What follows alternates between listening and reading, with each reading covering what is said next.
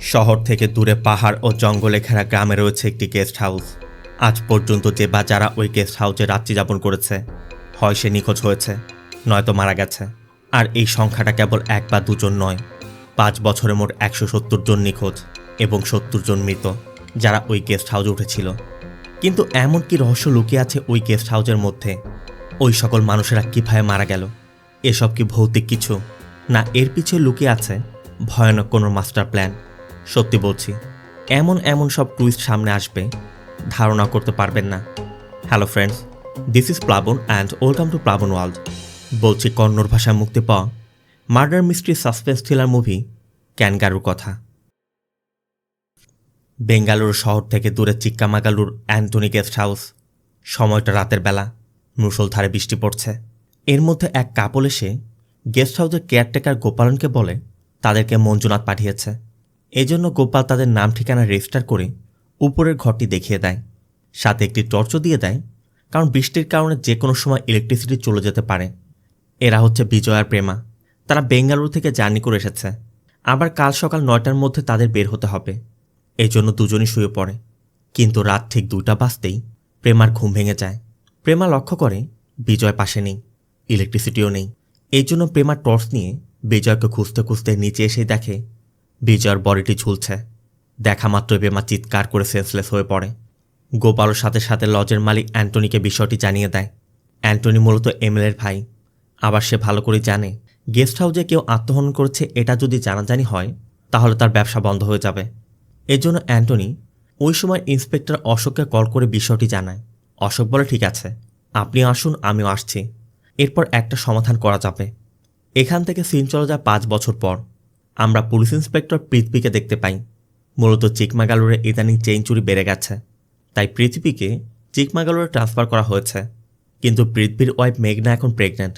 এমন অবস্থায় পৃথ্বীর ট্রান্সফার, তারপরও কমিশনারের নির্দেশ, তাই করারও কিছু নেই। পৃথ্বীর সাথে সাথেই তার ওয়াইফকে কল করে বিষয়টি জানিয়ে দেয়। মেঘনা মূলত একজন সাইকিয়াট্রিক, ক্লিনিকে তার প্রচুর পেশেন্ট, রেগুলার তাদের কাউন্সিলিংয়ের জন্য আসে। তাই এত পেশেন্টকে ফেলে মেঘনাও যেতে পারছে না। এজন্য পৃথ্বীর সিদ্ধান্ত নেয় সে আগে গিয়ে সেটেল হবে, তারপর মেঘনাদের নিয়ে যাবে।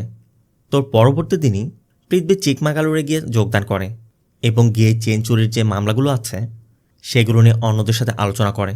যেহেতু চুরিগুলো রাতের বেলাতেই বেশি হচ্ছিল, তাই পৃথ্বী রাতের বেলার প্যাট্রোলিং বাড়িয়ে দেয়। আর ওই রাতেই অ্যান্টনি কটেজে চরণ আর অর্চনা নামে এক কাপল ওঠে। তারাও গোপালকে জানায় তাদেরকে মঞ্জুনাথ পাঠিয়েছে, তাই গোপাল তাদের উপরের রুমটি দিয়ে দেয়। তাদেরকেও আগামীকাল সকাল 9টায় বের হতে হবে। আবার চরণের অফিসের কিছু কাজও পেন্ডিং থাকায় অর্চনা ঘুমিয়ে পড়ে আর চরণ তার ল্যাপটপ নিয়ে কাজ করতে শুরু করে। তবে কিছুক্ষণের মধ্যেই চরণ লক্ষ্য করে বেডের পাশে ল্যাম্পটি বারবার ব্লিঙ্ক করছে, এমনকি আশেপাশে কারোর উপস্থিতি অনুভব করা যাচ্ছিল। এতে করে চরণ বেশ ঘাবড়ে গিয়ে শুয়ে পড়ে। আর রাত ঠিক 2টা বাজতেই গেস্ট হাউসের মধ্যে নূপুরের শব্দ পাওয়া যায়। মনে হচ্ছে কোনো নারী গেস্ট হাউসের মধ্য দিয়ে হেঁটে বেড়াচ্ছে। এর কিছু সময় পরই চরণ আর অর্চনা তড়িঘড়ি করে বাইরে বের হয়ে আসে। আর কান নিয়ে যাওয়ার সময় পৃথ্বীদের সামনে পড়ে যাওয়ায় চরণরা পৃথ্বীকেও গেস্ট হাউসের বিষয়টি জানায় যে ভিতরে কেউ আছে। এই জন্য পৃথ্বী ভিতরে গিয়ে তল্লাশি করে এবং কিছুই দেখতে না পেয়ে চরণদেরকে বলে যে ভিতরে তো কিছুই নেই, আপনাদের কোথাও ভুল হতে পারে, আপনারা গিয়ে শুয়ে পড়ুন। কিন্তু অর্চনা আর চরণ এতটাই ভয় পেয়েছে যে তারা এই মুহূর্তে এখান থেকে চলে যেতে চাইছে। পৃথ্বীর কথা, এত রাতে তো আপনারা যেতে পারবেন না, তাই আজকের রাতটা আপনার থানায় কাটিয়ে দিন। এই জন্য দুজনকেই থানায় নিয়ে যাওয়া হয়। পৃথ্বী দুজনের কাছেই জানতে চায় যে আসলে ভিতরে কি হয়েছিল, আপনারা এত ভয় কেন পাচ্ছেন। চরণ জানায় বিয়ের অনেক দিন পার হয়ে গেলেও তারা হানিমুনে যায়নি। 2 দিনের ট্রিপে তারা হানিমুন করতেই এখানের অ্যান্টনি গেস্ট হাউসে তারা উঠেছিল। অর্চনা আগেই শুয়ে পড়েছিল আর চরণ অফিসের কাজ সেরে 11টার সময় শুয়ে পড়ে। কিন্তু রাত ঠিক 2টার সময় এক নারীর কান্নার শব্দ পেয়ে অর্চনার ঘুম ভেঙে যায়। তাই অর্চনা চরণকেও জাগায়। এতক্ষণে অবশ্য কান্নার শব্দ থেমে গেছে। আবার চরণ শোয়ার সময় লাইট অফ করে ঘুমিয়েছিল। আর এখন তারা দেখছে যে ক্যান্ডেল জ্বালানো, কিন্তু তারা কেউই তো ক্যান্ডেল জ্বালায়নি। এর মধ্যে আবারও সেই নারীর কান্নার শব্দ ভেসে আসে। এজন্য চরণ আর অর্চনা ক্যান্ডেল হাতে নিয়ে নিচের ঘরে নেমে আসে। এদিকে ইলেকট্রিসিটিও নেই। হঠাৎ করে ক্যান্ডেলটিও নিভে যায়। চরণ যখন আবার ক্যান্ডেলটি জ্বালাতে যাবে, ঠিক তখনই ক্যান্ডেলটাও সেখানে নেই। তারা লক্ষ্য করে সামনে এক ভূত ক্যান্ডেল হাতে দাঁড়িয়ে আছে, এমনকি বারবার বলছে, আমি তোকে মেরে ফেলব। দরজাটা খোলা যাচ্ছিল না। চরণ আর অর্চনা ভয় চিৎকার করতে করতে অনেক কষ্টে কোনো মতে দরজা খুলে বেরিয়ে এসেছিল। আর এরপর তো পৃথ্বীদের সাথে দেখাই হয়েছে। চরণদের কথা শুনে পৃথ্বী ধারণা করে ভূতটুত কিছুই নেই, কেউ হয়তো আপনাদের ভয় দেখিয়েছে। তারপরও অর্চনার কথা, না স্যার, এসব কোনো স্বাভাবিক কিছু হবে না। তাই পৃথ্বী বলে, ঠিক আছে, আপনারা রাতটা এখানে কাটিয়ে দিন, আমি সকালে ক্যারেটের সাথে কথা বলে দেখব। এই জন্য চরণরা থানাতেই রাতটা কাটিয়ে দেয়।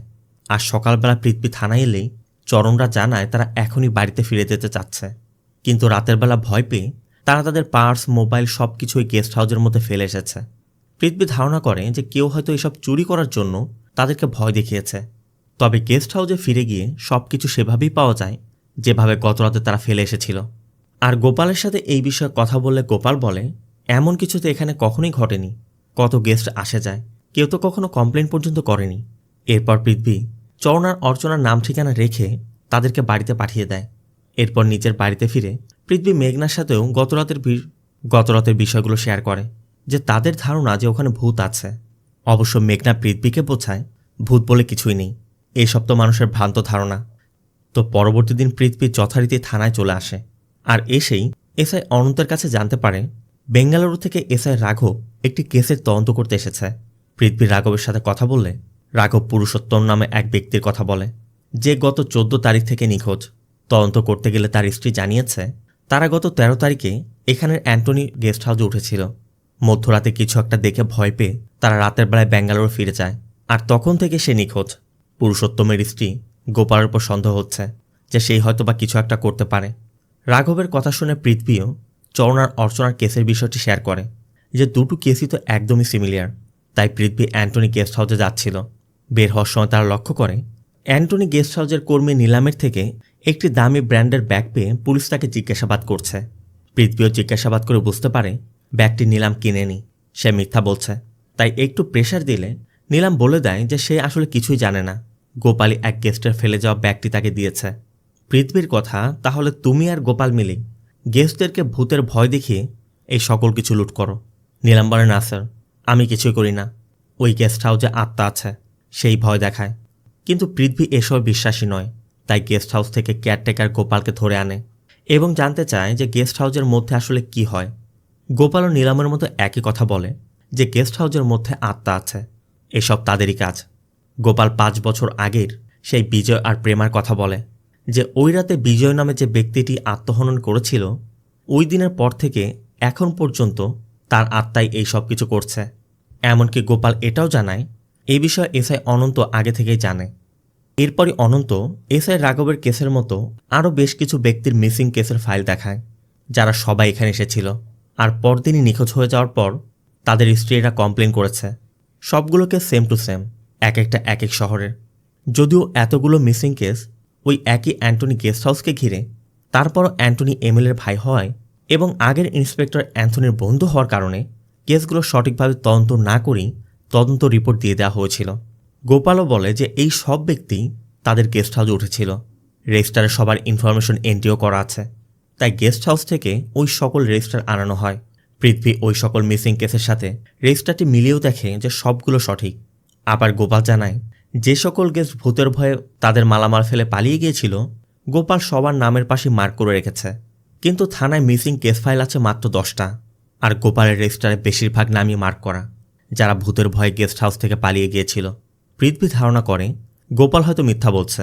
এই জন্য যাচাই করতে পৃথ্বী গোপালের মার্ক করা কিন্তু তাদের কাছে নেই এমন একজনের নম্বরে কল করে এবং জানতে পারে আজ থেকে 4 বছর আগে মনু নামে ওই ব্যক্তি তার স্ত্রীকে নিয়ে এখানের অ্যান্টনি গেস্ট হাউসে উঠেছিল, আর এখান থেকে ফিরে যাওয়ার পরই সে আত্মহনন করেছে। এটা শোনার পরই পৃথ্বী বুঝতে পারে এটা কোনো সাধারণ কেস নয়। তাই পৃথ্বী সবাইকে ডেকে রেজিস্টারে মার্ক করা প্রত্যেকটি গেস্টের নম্বরে কল করে তাদের খোঁজ নিতে বলে। সাথে চরণ নামে সেই ব্যক্তিকেও কল করে যে তার স্ত্রী অর্চনাকে নিয়ে গেস্ট হাউসে উঠেছিল, কিন্তু চরণের বাবা জানায় চরণ এখান থেকে ফেরার পরই আত্মহনন করেছে। এদিকেও থানার সকল সদস্যরা রেজিস্টারে থাকা সবার তথ্য নিয়ে জানতে পারে অ্যান্টনি গেস্ট হাউস থেকে ভয় পেয়ে ফিরে যাওয়ার পর মোট 170 জন নিখোঁজ এবং 70 জন আত্মহনন করেছে। গোপাল তখনও বলে যাচ্ছে যে এসব ওই ব্যক্তির আত্মার কাজ। গোপাল রেজিস্টার বের করে বিজয় কুমার আর প্রেমার ডিটেলসও দেখায়। আর এই নামগুলো দেখার পরই পৃথ্বী পুরো চমকে যায়, কারণ এই বিজয় আর প্রেমা অন্য কেউ নয়, তারই ভাই আর ভাবি ছিল। বিজয়ের সাথে সাথে তার বাবাকে কল করে জানতে চায় যে ভাইয়া কোথায় মারা গিয়েছিল, কারণ বিজয় মারা যাওয়ার পর তাদের বাবা পৃথ্বীকে এখনও জানায়নি যে বিজয় অ্যান্টনি গেস্ট হাউসে মারা গিয়েছিল। মূলত ওই সময় পৃথ্বী অন্য শহরে ছিল। পৃথ্বীর বাবা বলেছিল বিজয় আর প্রেমা বিজয়ের কোনো এক বন্ধুর বিয়েতে গিয়েছিল, সেখানে এক হোটেলে মারা গেছে। মৃত্যুর কারণ হিসেবে বলেছিল যে ব্যবসায় লোকসানের কারণে সে এমন সিদ্ধান্ত নিতে বাধ্য হয়েছিল। সাথে আমরা এটাও জানতে পারি বিজয় মারা যাওয়ার সময় একটি মেয়ে রেখে গিয়েছিল। বিজয়ের ওয়াইফ প্রেমাও বিজয়ের মৃত্যুর পর ডিপ্রেশনে গিয়ে একসময় নিজেও আত্মহনন করে। আর এরপর থেকে মেয়েটা পৃথ্বীদের কাছেই রয়েছে। কিন্তু পৃথ্বী এটাই মানতে পারছে না তার ভাইয়ের আত্মা এতগুলো মানুষকে খুন করেছে। মেঘনার কথা তুমিও কী সব উল্টোপাল্টা চিন্তা করছো? যেখানে ভূত বলে কিছু নেই সেখানে মার্ডার করার তো প্রশ্নই আসে না। মেঘনার ধারণা ভূতের গল্পের আড়ালে হয়তো বা ওই গেস্ট হাউসের মধ্যে বড় কোনো ক্রাইম হচ্ছে, তাই ভাইয়ের মৃত্যুকে ব্যবহার করে তার ভূতের দোহাই দিয়ে কে এসব ক্রাইম করছে পৃথ্বী এটা খুঁজে বের করতে চায়। পৃথ্বী এসপির সাথেও শেয়ার করে, যেমনটা লোকজন বলছে কোনো ভূতের কথা বলে তারা কিছুই করতে পারবে না, মিডিয়া জানলে তাদেরকে হাসির পাত্র বানাবে। আবার অ্যান্টনির ভাই এমএলএ, কোনো সুস্পষ্ট প্রমাণ ছাড়া গেস্ট হাউসের বিরুদ্ধে কোনো অ্যাকশন নেওয়া যাচ্ছে না, তাই এসপি পৃথ্বীকে একটি টিম গঠন করে কেসটিকে হ্যান্ডেল করতে বলে। অন্যদেরকেও বলে দেয় ছোট ছোট টিম তৈরি করে বিভক্ত হয়ে ওই সকল ব্যক্তিদের ঠিকানায় গিয়ে সঠিক তথ্য নিয়ে তারা পৃথ্বীর কাছে রিপোর্ট করবে। কথা মতো টিমগুলো কাজে লেগে পড়ে। আর এদিকে পৃথ্বী মেঘনাকে নিয়েই চরণের বাড়িতে যায়। মেঘনা যেহেতু একজন সাইকিয়াট্রিক, তাই পৃথ্বীর ধারণা মেঘনা এই কেসে হেল্প করতে পারবে। পৃথ্বীরা চরণের বাবার সাথে দেখা করলে সে জানায় চরণ যে কেন এটা করেছে তার কারণ এখনও পর্যন্ত তারা জানতেই পারেনি। তারা ধারণা করছে কোনো পার্সোনাল ইস্যুর কারণে হয়তো বা এমন করতে পারে। পৃথ্বী জানতে চায় যে চরণ আর অর্চনার সাথে চিকমাগুলোরের গেস্ট হাউসে যা কিছু হয়েছিল এই বিষয়ে ও কিছু বলেনি। চরণের বাবা বলে চরণ চিকমাগালুর কেন যাবে, আর অর্চনাটাকে, ওর তো বিয়েই হয়নি। কিন্তু পৃথ্বীর স্পষ্ট মনে আছে চরণ অর্চনাকে নিজের ওয়াইফ বলে পরিচয় দিয়েছিল, তাই পৃথ্বী অর্চনার নম্বরে কল করে। অর্চনা বুঝতে পারে যে পৃথ্বী সবই জেনে গেছে, তাই পৃথ্বী তার সাথে দেখা করতে চাইলে অর্চনা তার লোকেশন পাঠিয়ে দেয়। আবার এদিকে মেঘনার ক্লিনিকে পেশেন্টরা ওয়েট করছে, এজন্য মেঘনাকে নামিয়ে দিয়ে পৃথ্বীরা অর্চনার বাড়িতে চলে যায়। আর গিয়েই দেখে ঘরের মধ্যে অর্চনার বডিটি ঝুলছে, তবে মারা যাওয়ার আগে একটি নোট রেখে গেছে, যেখানে সে লিখেছে চরণের মৃত্যুর জন্য সে নিজেকেই দায়ী করছে, আর এই ব্লেম নিতে না পেরে সে নিজেকেও শেষ করে দিয়েছে। কিন্তু অর্চনার এই ঘটনায় পৃথ্বীর সন্দেহ হচ্ছিল, কারণ অর্চনা তো নিজেই তার বাড়িতে ডাকলো, তাহলে দেখা করার আগে কেন এটা করবে? মেঘনার কথা নোটে তো স্পষ্ট করে বলেই দিয়েছে। আবার পৃথ্বী এটাও বুঝতে পারছে না ওরা অবিবাহিত থাকা সত্ত্বেও নিজেদের বিবাহিত পরিচয় কেন দিল। যাই হোক, পরবর্তী দিন পৃথ্বী দিব্যা নামে এক অ্যাক্ট্রেসের সাথে দেখা করে, কারণ দিব্যা তার স্বামী গণেশকে নিয়ে ওই একই গেস্ট হাউসে উঠেছিল, আর এরপর গণেশ আত্মহনন করেছিল। দিব্যার তখন কোনো সন্দেহ না থাকায় কোনো পুলিশ কমপ্লেন করেনি। তবে পৃথ্বী ওই গেস্ট হাউসে যাওয়ার বিষয়ে জানতে চাইলে দিব্যা জানায় যে একটি ফিল্মে কাজ করার সুবাদে তার আর গণেশের মধ্যে সম্পর্ক হয়েছিল, এমনকি তারা 1 বছর লিভ টুগেদারও ছিল। তখন হঠাৎ করে দিব্যা প্রেগনেন্ট হয়ে পড়ে। যেহেতু তারা অবিবাহিত ছিল, আবার দিব্যার বেশ কিছু শ্যুটও চলছিল, তাই ওই মুহূর্তে দিব্যা আর গণেশ অ্যাবর্শন করানোর প্ল্যান করে। একে তো বাইরে জানাজানি হলে তাদের কেরিয়ারে সমস্যা হবে, আর এর উপর কোনো হসপিটালই অ্যাবর্শন করানোর ব্যবস্থা করতে পারছিল না। তখনই হঠাৎ একদিন গণেশ চিকমাগালোরের একটি ক্লিনিকের খবর পায়, যেখানে তারা অ্যাবর্শনটি করাতে পারবে। তবে পরবর্তী দিন তারা সেখানে গিয়েই দেখে তারা যে হসপিটালে এসেছে তার নাম সৃষ্টি হসপিটাল, আর এটা 3 বছর আগেই বন্ধ হয়ে গেছে। এমন অবস্থায় কি করবে তারা বুঝতে পারছে না।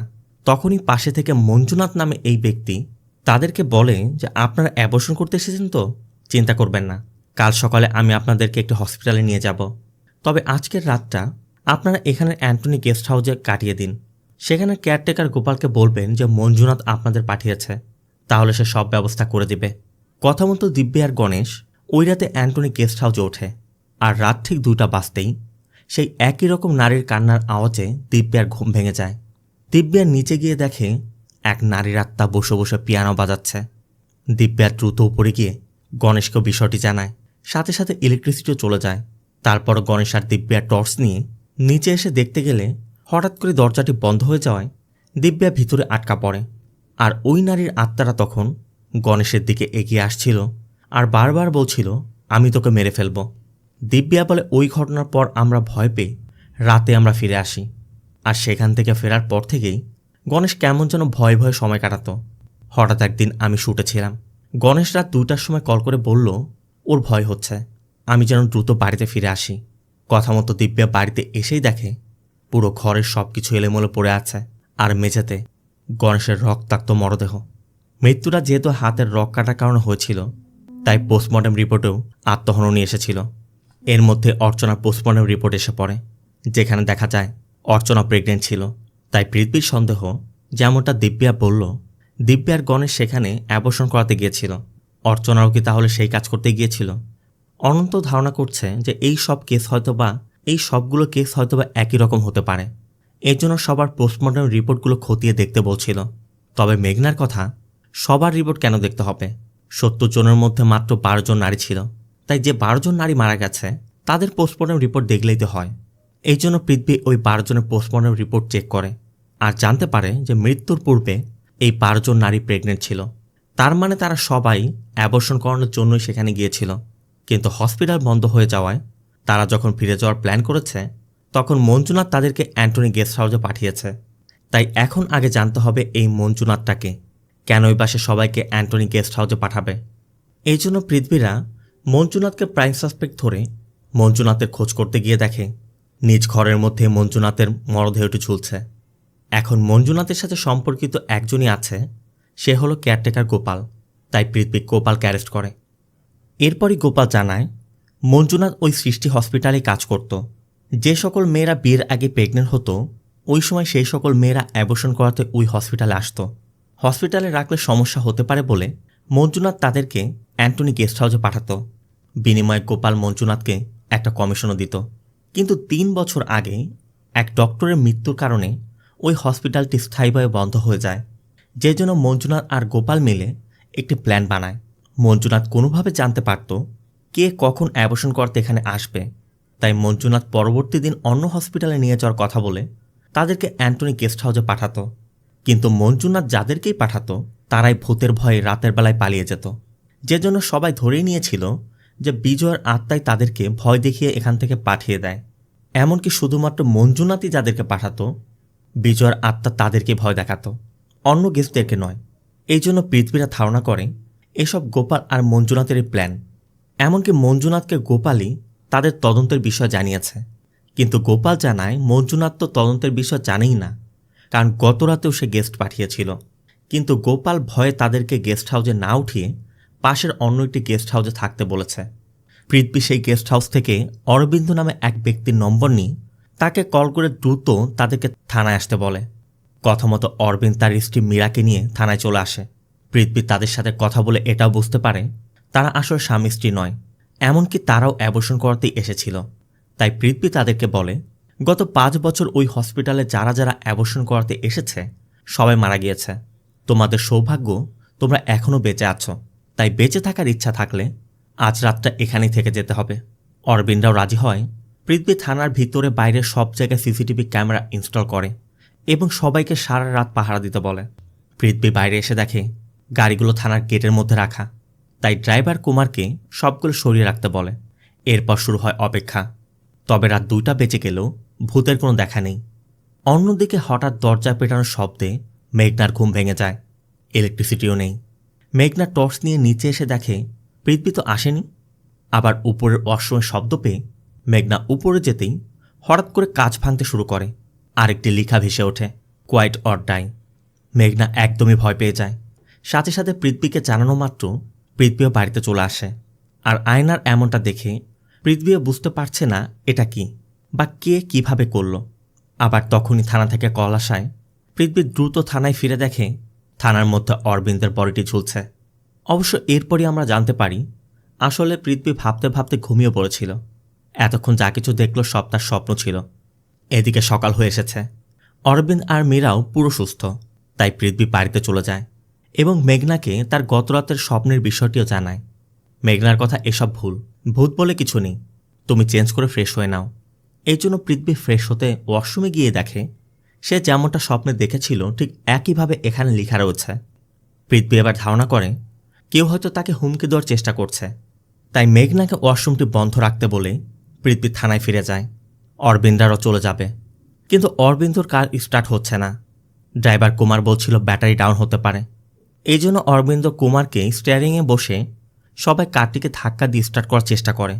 আর ঠিক তখনই আচমকা স্টার্ট হয়ে কারটি সোজা অরবিন্দকে হিট করে।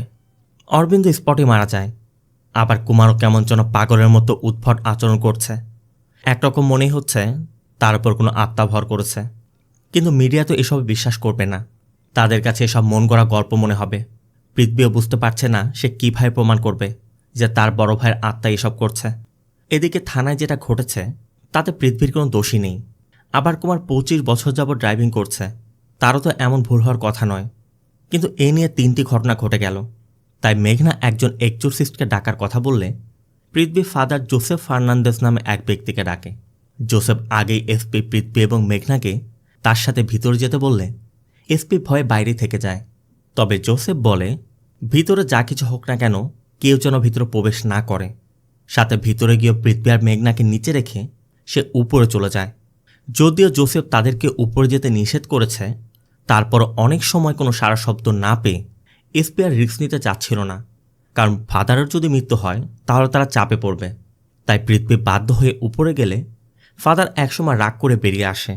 সে কোনো কথা না বলে শুধু বলে যায় যে এখানে কী ঘটেছে এই বিষয়ে আমি কার কথা বলবো, যে জন্য পৃথ্বীরাও বাড়িতে চলে যায়। আর সকাল হতে মেঘনার ঘুম ভাঙতেই মেঘনা দেখে পৃথ্বী ঘরে নেই। মেঘনাও বেশ চিন্তায় পড়ে একে ওকে কল করতে শুরু করে। তবে অল্প কিছুক্ষণের মধ্যেই পৃথ্বী কল করে জানায় ফাদার জোসেফ ফার্নান্দেজ আত্মহনন করেছে। যেই একবার এই কেসের সাথে ইনভলভ হচ্ছে সেই কোনো না কোনোভাবে মারা যাচ্ছে। কখন পৃথ্বীর কিছু হয়ে না যায় এই ভয়ে মেঘনা পৃথ্বীকে অনুরোধ করে চলো আমরা এখনই বেঙ্গালুরু ফিরে যাই। কিন্তু পৃথ্বী বলে ভয় পেও না, ফাদারের মৃত্যুর তদন্ত করতে গিয়ে আমি একটি ক্লু খুঁজে পেয়েছি। আর এরপরে সামনে আসে মুভির মূল টুইস্ট। মূলত তদন্ত করতে গিয়ে পৃথ্বী একটি বাড়ির খোঁজ পেয়ে সেখানে গিয়েছিল, যেখানে পুরো একটি রেকর্ড রুম বানিয়ে রাখা হয়েছে। এখানে প্রতিটি ভিকটিমের ফটো এবং ডিটেলস রয়েছে, যারা ইতিমধ্যে কেউ নিখোঁজ অথবা মৃত।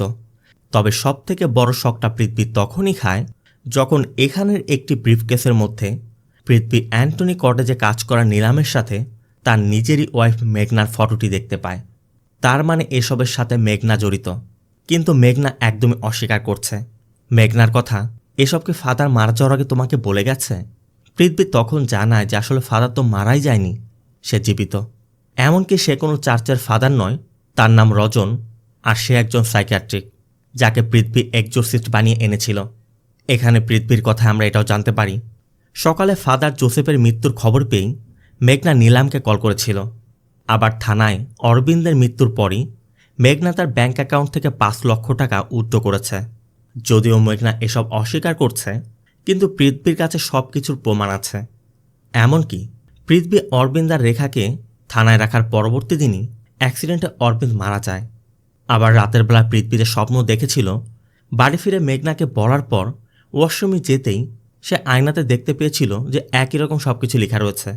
পৃথ্বী একসময় বিশ্বাস করিয়ে নিয়েছিল এসব তার ভাইয়ের আত্মার কাজ। কিন্তু তারপরে একজন পুলিশ ইন্সপেক্টর হয়ে অরবিন্দের মৃত্যুর তদন্ত করতে গিয়ে পৃথ্বী ওই রাতের সিসিটিভি চেক করে দেখে ওই রাতে সে যখন ড্রাইভার কুমারকে সামনের সকল কার সরাতে বলেছিল তখন কুমার ইচ্ছা করেই অরবিন্দের কারের হেডলাইটটি অন করে রেখেছিল, যে জন্য সকালবেলা ব্যাটারি ডাউন হওয়ার কারণে স্টার্ট নিচ্ছিল না। আর ওই বাহানায় কুমার স্টার্ট করতে গিয়ে আচমকা অ্যাক্সিডেন্ট দেখিয়ে অরবিন্দকে হিট করে মেরে ফেলে এবং এমন একটা অভিনয় করে যেন তার উপর আত্মার ভর করেছে। কিন্তু আসল সত্যি হচ্ছে কুমার অনলাইন জুয়ায় অ্যাডিক্ট হয়ে প্রচুর ঋণগ্রস্ত ছিল। মেঘনা সেই সুযোগটা কাজে লাগিয়ে কুমারকে 5 লাখ টাকা দিয়ে কাজটা করিয়ে নিয়েছে। একদিকে কুমার নিজে পৃথ্বীর কাছে স্বীকারও করেছে, আবার মেঘনার ব্যাংক স্টেটমেন্টও তাই প্রমাণ করছে। এজন্যই মূলত পৃথ্বীর ডক্টর রাজনকে ফাদার জোসেফ বানিয়ে এনেছিল। পৃথ্বীর যখনই কারো তদন্ত করত আগের রাতে মেঘনা তার নাম জেনে গোপালকে বলে রাখত, আর গোপালও সাথে সাথে রেজিস্টারে মার্ক করে দিত। এমনকি যার নাম না থাকতো সেখানে মেঘনা যেত না। তবে মঞ্জুনাথের বেড়াতে মেঘনা গিয়েছিল, কারণ মেঘনা যখন জানতে পেরেছিল পৃথ্বীরা মঞ্জুনাথকে সন্দেহ করছে তখন মেঘনা বুঝে গেল যে মঞ্জুনাথকে ধরলে সেও ধরা পড়ে যাবে। তাই নিজেকে প্রোটেক্ট করতে মঞ্জুনাথকে কল করে বলেছিল যে মঞ্জুনাথকে এসব খুনের দিয়ে ফাঁসানো হবে। সেই ভয়ে মঞ্জুনাথ নিজে আত্মহনন করতে বাধ্য হয়। আর এটা কনফার্ম করতেই মেঘনা সেখানে গিয়েছিল। আবার পৃথ্বীরাজ যখন সকল ভিকটিমের পোস্টমর্টম রিপোর্ট চেক করতে চাইল, তখন মেঘনা চালাকি করে শুধুমাত্র 12 জন নারীর কথা বলেছিল। কারণ মেঘনা ভালো করেই জানত ওই 12 জন নারীর পোস্টমর্টম রিপোর্ট চেক করলে তেমন কিছুই পাওয়া যাবে না। কারণ অন্য ব্যক্তিদের পোস্টমর্টম রিপোর্ট চেক করলেই সামনে অন্য একটি তথ্য আসবে। পৃথ্বীর হাতে এখন সকলের পোস্টমর্টম রিপোর্ট আছে, আর সেখানেই পৃথ্বী দেখতে পেয়েছে প্রত্যেকের রক্তেই এলএসডি নামক একটি ড্রাগের উপস্থিতি রয়েছে। এই সকল ব্যক্তি মেঘনারই পেশেন্ট ছিল। তার মানে মেঘনা নিজেই তাদেরকে এলএসডি প্রেসক্রাইব করেছিল। আর পৃথ্বীর বড় ভাই বিজয়কেও মেঘনাই খুন করেছে। এই সব কিছু বলার পর মেঘনা যখন ধরা পড়ে গেল, তখন মেঘনা স্বীকার করে সেই সকলকে খুন করেছে, এমনকি পৃথ্বীকেও খুন করার চেষ্টা করে। কিন্তু পৃথ্বী মেঘনাকে চড় মেরে ফেলে দেয়। রাজনও এজন্য পৃথ্বীকে বাইরে পাঠিয়ে দিয়ে মেঘনাকে হিপনোটাইজ করে মেঘনার ভিতর থেকে সব কিছু বের করে ফেলে। এরপর পৃথ্বীকে জানায় মেঘনার সাইকোলজিক্যাল ডিসঅর্ডার আছে, যাকে পোস্ট ট্রমাটিক অ্যাম্বিটারমেন্ট ডিসঅর্ডারও বলে। যখন কোনো মানুষকে জীবনের প্রতিটি ধাপে ধাপে সমস্যার সম্মুখীন হতে হয়, তখন এমনটা হওয়ার সম্ভাবনা থাকে। মেঘনার ছোটবেলাতেও এমন ঘটনার সম্মুখীন হতে হয়েছিল। মূলত মেঘনার জন্মের পরই তার বাবা তাকে অস্বীকার করেছিল, কারণ এমনিতেই মেঘনার আগে তার 4টি বোন ছিল। মেঘনার বাবা সবসময় একটি ছেলে সন্তান চেয়েছিল, কিন্তু না হওয়ায় সে ওই মেয়েদের কোনো গুরুত্বই দেয়নি। এমনকি এই সব কিছু নিয়ে মেঘনার মাকে প্রায়শই সে মারধর করত। ছোট থেকে মেঘনা চোখের সামনে এসব দেখে দেখে মেঘনা মানসিক বিকারগ্রস্ত হয়ে পড়ে। আর একটু বড় হলে মেঘনার মা চেয়েছিল যে অন্য মেয়েদের তো পড়াশোনা করাতে পারেনি, অন্তত মেঘনাকে পড়াশোনা করাবে। এটা নিয়ে মেঘনার বাবা মায়ের মধ্যে একসময় ঝামেলা বাঁধলে মেঘনার বাবা মেঘনার মাকে যখন মারতে যায়, মেঘনার দাদি তার বাবাকে খুন করে বসে। তবে মেঘনার মা দায় স্বীকার করে নিজে জেলে চলে যায়। তখন মেঘনার মায়ের যাবজ্জীবন কারাদণ্ড হয়। তবে মেঘনার মা তার অন্য মেয়েদেরকে বলেছিল অন্তত মেঘনাকে যেন পড়াশোনা করায়। আর মায়ের কথা রাখতেই ওই 4 বোন মেঘনাকে পড়াশোনা করিয়ে এমবিবিএস ডক্টর বানিয়েছে। আর ধীরে ধীরে মেঘনার মস্তিষ্ক থেকে ওই সব কিছু মুছে যেতে শুরু করে। কিন্তু একটি মাত্র ফোন কল মেঘনার জীবনের সব কিছু উলটপালট করে দিয়েছিল। আর সেই ফোন কলটা ছিল পৃথ্বীর বড় ভাই বিজয়ের। মূলত বিজয়ের স্ত্রী প্রেমা তখন প্রেগন্যান্ট। তার আগেও একটি মেয়ে হয়েছিল, তাই এবার আগে থেকেই আল্ট্রাসোনোগ্রাফি করে জেন্ডার দেখতে চাচ্ছিল। কিন্তু কোথাও না পেরে সে মেঘনাকে কল করে সাহায্য করতে বলে। বিজয়ের কথা আগেও একটি মেয়ে আছে, এবারও মেয়ে হলে সমস্যা। মেঘনা শুধু জানতে চায় যদি এবারও মেয়ে হয় তাহলে কি করবেন। বিজয়ের কথা, তাহলে অ্যাবর্শন করতে বাধ্য হব। এটা শোনা মাত্রই মেঘনার ব্রেনের মধ্যে ছোটবেলায় সেই বিষয়গুলো ভেসে ওঠে। মেঘনা স্পষ্ট বিজয়কে নিষেধ করে দেয়। তারপরও বিজয় বারবার মেঘনাকে বিরক্ত করে যাচ্ছিল। এর মধ্যে একদিন সৃষ্টি হসপিটালের কথা শুনে বিজয় সেখানে গিয়ে টেস্ট করিয়ে জানতে পারে এবারও তাদের মেয়ে হবে। তাই বিজয় অ্যাবর্শন করার সিদ্ধান্ত নেয়। প্রেমাও এই জন্য নিজের সন্তানকে বাঁচাতে মেঘনাকে কল করে সাহায্য করতে বললে মেঘনা শুধু প্রেমার কাছে জানতে চেয়েছিল তুমি তোমার স্বামী চাও না সন্তান। প্রেমা সন্তান বেছে নেয়। মেঘনা প্ল্যান করে ওই রাতে বিজয়দেরকে অ্যান্টনি কটেজে পাঠিয়ে রাতে ঘুমের মধ্যেই প্রেমাকে নিয়ে বিজয়কে খুন করে রশিতে ঝুলিয়ে দিয়েছিল। আর পৃথ্বীর বাবাকে প্রেমা বুঝিয়েছিল তার পেটে মেয়ে বাচ্চা জানার পর আত্মহনন করেছে। বিজয়ের বাবা পরিবারের সম্মানের কথা চিন্তা করে বিজয়ের পোস্টমর্টম না করিয়ে সৎকার করে দেয়। আবার নিজের স্বামীকে হত্যা করায় প্রেমাও নিজেকে অপরাধী মনে করে একসময় পয়জন খেয়ে নেয়। এটা জানার পর মেঘনার মানসিক সমস্যা আরও বেশি বেড়ে যায়। এমনকি একসময় মেঘনার সিদ্ধান্ত নেয় যেই ফিমেল ভ্রূণ মেরে ফেলার চেষ্টা করবে মেঘনা তাকেই মেরে ফেলবে। এরপর থেকে মেঘনার বান্ধবী ডক্টর প্রিয়াঙ্কার কাছে যে সকল পেশেন্ট জেন্ডার আইডেন্টিফাই করে অ্যাবর্শন করাতে আসতো সে কাউন্সেলিংয়ের জন্য মেঘনার কাছে পাঠিয়ে দিত।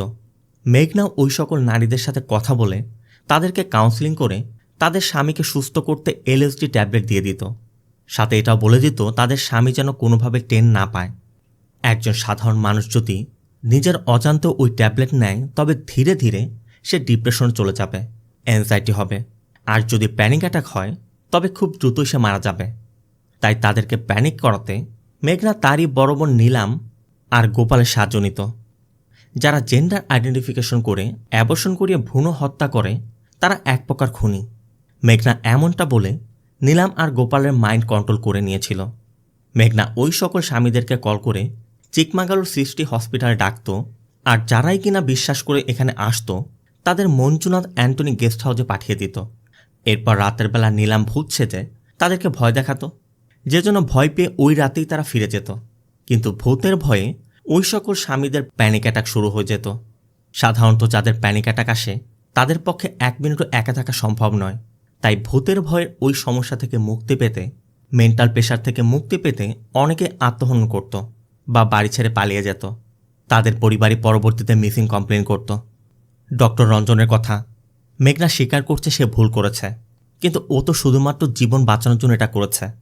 কারণ একটা ভ্রূণ শুধুমাত্র একটি ভ্রূণই নয়, সে একটি জীবন।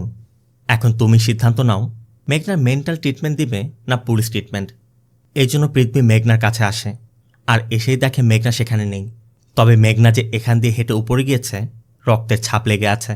সাথে সাথে পৃথ্বী উপরের ঘরে গিয়ে দেখে মেঘনা নিজের চেয়ারের মধ্যে মারা গেছে। তবে মেঘনা মারা যাওয়ার আগে একটি চিঠি লিখে গেছে। মূলত পৃথ্বীর চর খেয়ে মেঘনা পড়ে যাওয়ার পর মেঘনা ব্লিডিং শুরু হয়। একসময় মেঘনা বুঝতে পারে তার পেটের বাচ্চাটি মারা গেছে। মেঘনার কথা, এটা তো শুধুমাত্র ভ্রূণ নয়, পেটের মধ্যে একটি জীবন, যে মা হাসলে নিজে হাসে, মা কান্না করলে নিজে কান্না করে, মা ঘুমালে নিজে ঘুমায়, সব কিছু অনুভব করতে পারে। সে কী করে একটি ভ্রূণ হয়? সে তো একটি জীবন। আর ওই জীবনকে পেটের মধ্যে মেরে ফেলা তো এক ধরনের খুন। কারণ সাধারণত একটি বাচ্চা জন্ম নেওয়ার পর আমরা তার জন্মদিন পালন করি। আসলে তার জন্মদিন ওই দিন নয়, যেদিন তার মায়ের পেটের মধ্যে ভ্রূণ তৈরি হয়েছিল, ওই দিনই তো তার জীবনের শুরুটা হয়েছিল। তাই পেটের ওই ভ্রূণকে যে হত্যা করে, সে তো একটা খুনি। আর মেঘনা তো সেই খুনিদেরকে শাস্তি দিয়েছে, কিন্তু শেষ পর্যন্ত মেঘনা নিজের সন্তানকে বাঁচাতে পারেনি। এই জন্য মেঘনা নিজের জীবন রাখতে চায়নি। মেঘনা বাধ্য হয়ে এই সিদ্ধান্ত নিয়েছে। এখন আপনারাই বলুন, মেঘনা যে সকল ব্যক্তিদেরকে শাস্তি দিয়েছে, আপনার কি মনে হয় ওই শাস্তিটা কি তাদের প্রাপ্য ছিল, নাকি মেঘনা শাস্তি দিয়ে অন্যায় করেছে? কমেন্টে অবশ্যই জানাবেন। আর ভিডিওটি ভালো লাগলে ভিডিওতে লাইক দিয়ে চ্যানেলটিকে সাবস্ক্রাইব করতে একদম ভুল করবেন না। দেখা হবে অন্য কোনো মুভি বা সিরিজের এক্সপ্লেনেশন ভিডিওতে। ততক্ষণ সব ভালো থাকবেন, সুস্থ থাকবেন। আল্লাহ হাফেজ।